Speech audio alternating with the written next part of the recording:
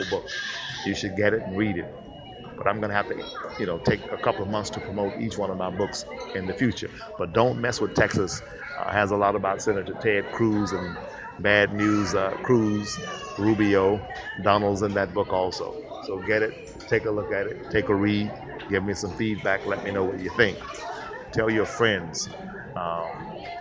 Go on to Gawker or Reddit and talk about these books. Talk about the truth about O.J. Simpson.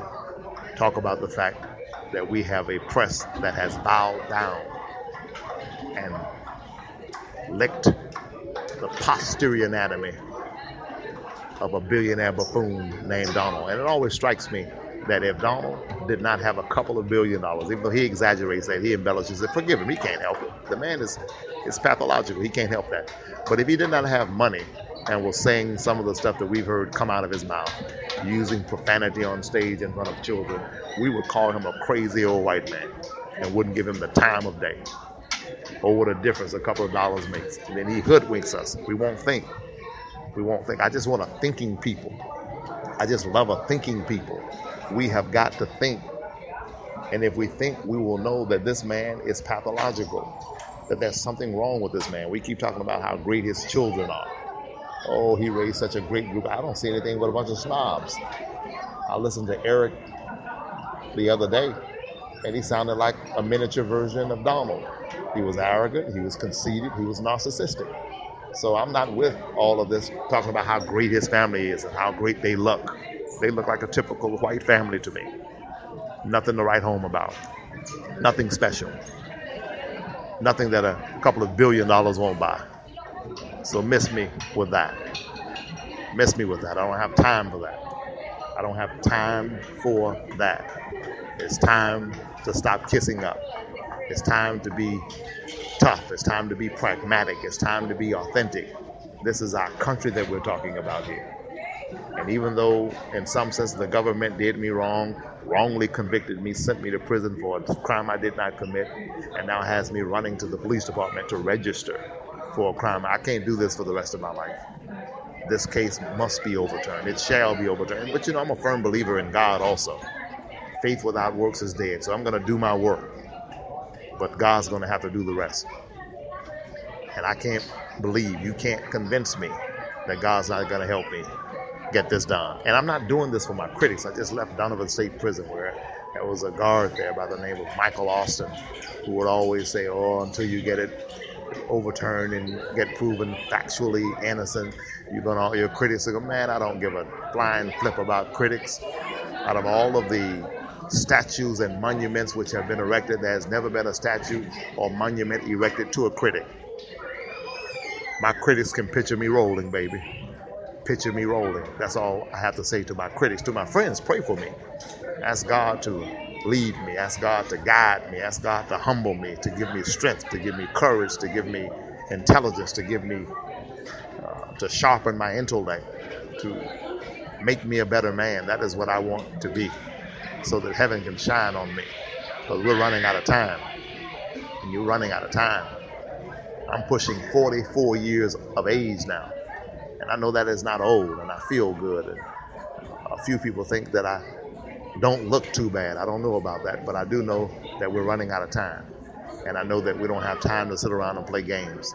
I want to see men get together and women get together, brothers get together, sisters get together, white brothers, black brothers, white sisters, black brothers, sisters, Latinos, let's get together. You know how we get together for football games and basketball games and all of that, and party and drink and all? Well, let's get together and read some darn books together. Let's get together and strategize and galvanize and organize. I've always said that if we could, and let me talk about black people just for a moment. This is for everybody, I love everybody, but just specifically for black people for a moment. When I think about black men and the hours we spend in preparation for the Super Bowl, the hours we spend all year long watching football players. And I'm not anti-football. I love it. I love it. Sorry Cam Newton didn't win. I was watching it. I love it. But if we can spend 5, 6, 7 hours every weekend getting together, some of y'all are drinking beer. I'm not a beer drinker.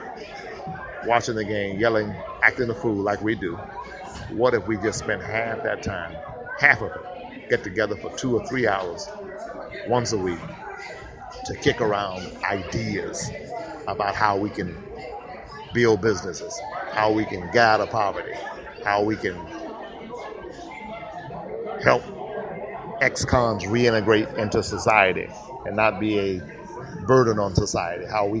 What if we spent that time getting together once a week? Let's get together, 8 or 10 of us, and read books out loud and analyze what we've read. Let's read Dream and Grow Rich. Let's read Think and Grow Rich, A Black Choice by Dennis Kimbrough. Let's analyze The New Jim Crow by Michelle Alexander. Let's read Just Mercy by Brian Stevens. Let's read The Truth About O.J. Simpson by Sherman D. Manning. Let's get together, spend 1 hour taking turns reading out loud, because reading does something to the brain. Reading is extremely important. I can't overemphasize how important it is that we start people back to reading. In fact, I want to begin a literacy campaign. Reading, I cannot overemphasize. It cannot be overemphasized that this is urgent, and it is destroying black families.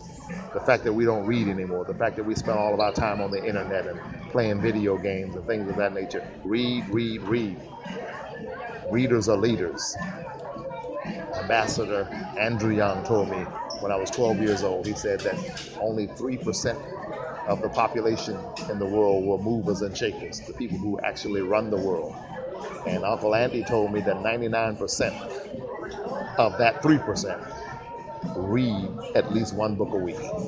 Read newspapers, read books, read self-help books, read motivational books, inspirational books, read fiction, read nonfiction, read everything you get your hands upon that will help propel you into your destiny, that will help you in preparing for your future. And don't get 50 and think you're old.